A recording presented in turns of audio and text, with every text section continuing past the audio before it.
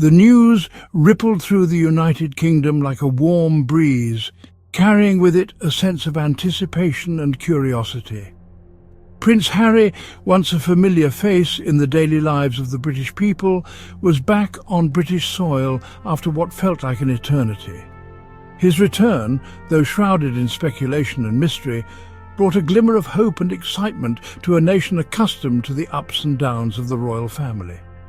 The headlines screamed his name, and the public's imagination ran wild with possibilities. For King Charles III, this visit held particular significance.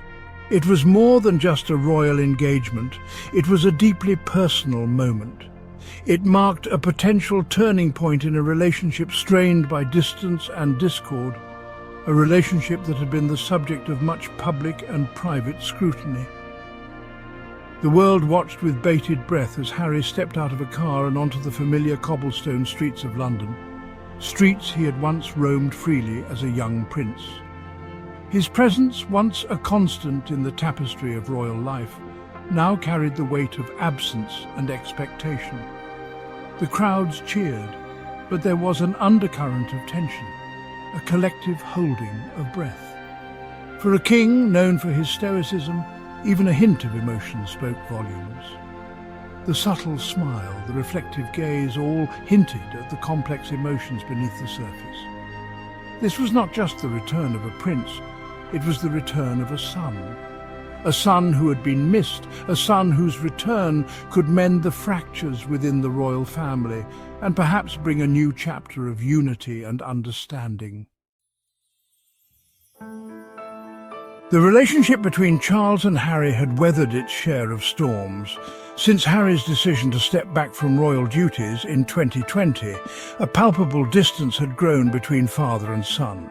The move to California, coupled with public pronouncements about royal life, created a seemingly insurmountable gulf. The British public, long accustomed to the dramas of the monarchy, watched with a mix of fascination and concern.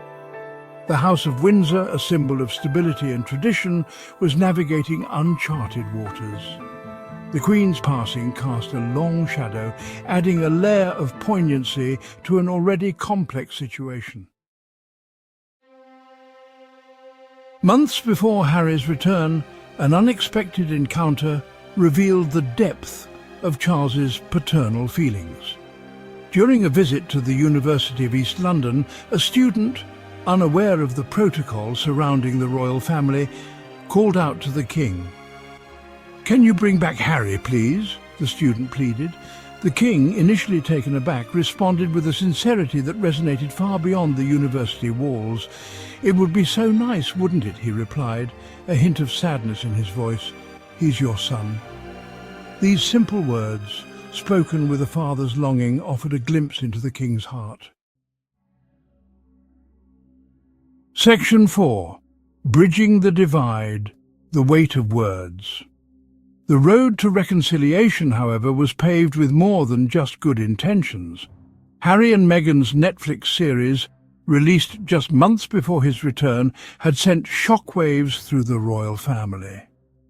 The series, filled with accusations of mistreatment and indifference, left an undeniable rift. The British press had a field day, dissecting every word and gesture for hidden meanings.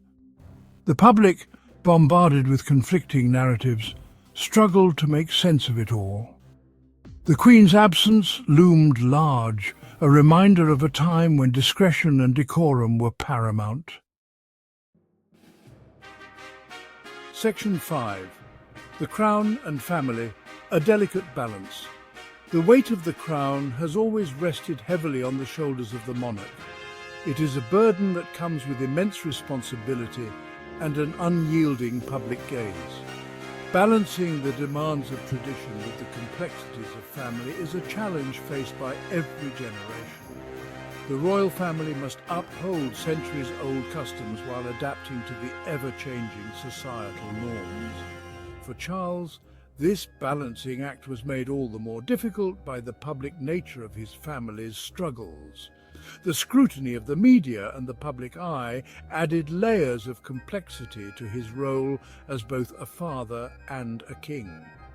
The institution of the monarchy, steeped in centuries of history, was at a crossroads. The traditions that once defined it were now being questioned, and the need for modernization was more pressing than ever. The world had changed, and the royal family, once shrouded in mystique, was now subject to the relentless scrutiny of the digital age.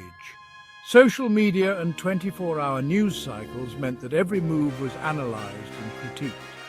Charles, a man of deep faith and conviction, found himself navigating uncharted waters. His commitment to his duties was unwavering, yet he had to find a way to connect with a modern audience while preserving the essence of the monarchy. Section 6. Time heals all wounds. A mother's love. Throughout it all, the memory of Queen Elizabeth II served as a guiding light. Her presence, even in absence, was a beacon of strength and resilience for her family. She was not just a monarch, but a mother, a grandmother, and a symbol of unwavering love. Her unwavering devotion to duty, coupled with her deep love for her family, provided a roadmap for her son. Prince Charles, now king, often reflected on the lessons his mother imparted. Her balance of duty and affection was a delicate dance he aspired to master. The Queen's ability to compartmentalize, to separate the personal from the professional, was a skill Charles knew he needed to emulate. Her composed demeanor in the face of adversity was a testament to her strength. It was a quality that Charles admired deeply and sought to embody in his own reign. Time, as it always does, had softened the edges of old wounds. The passage of years brought perspective and understanding. The once sharp pains of past conflicts dulled, replaced by a more profound appreciation for the moments shared. The Queen's passing, while a time of immense sadness, also served as a reminder of the fragility of life. It was a poignant moment that underscored the transient nature of existence. Her death was a catalyst for reflection and reconciliation within the family. Grudges, once insurmountable, seemed less important in the face of loss. The weight of past grievances lightened as the family came together to honor her memory. The shared sorrow acted as a bridge, mending rifts that once seemed irreparable. The family, united in grief, found solace in shared memories. In their collective mourning, they discovered a renewed sense of unity. The legacy of Queen Elizabeth II was not just in her reign, but in the love and strength she instilled in her family. Section 7. Towards Reconciliation, a New Chapter.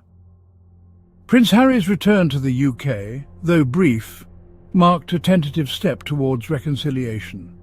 The road ahead would undoubtedly be fraught with challenges, but the first step, often the hardest, had been taken. The British public, ever hopeful for a fairy tale ending, held their breath. The King's heartfelt words, spoken with a father's love, offered a glimmer of hope. The crown, a symbol of continuity and tradition, would endure. And within the walls of Buckingham Palace, the timeless dance between family and duty would continue to play out, one generation after the next.